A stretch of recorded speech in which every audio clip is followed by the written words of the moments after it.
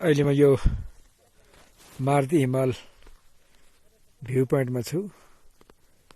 यहाँ भ्यू पोइन्टबाट देखिने यो हिमालहरू south Annapurna, Hiunchuli, glacier, ten peak, Singhchuli, Gangapurna, Gandharvachuli अनि माछापुच्छ्रे र मार्दी हिमाल देखिराखिएको छ।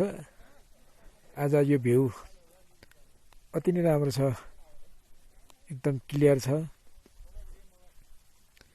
जहाँ यहाँ अहिले म यो मर्दी भ्यू पोइन्ट यो 4200 मिटर हाइटबाट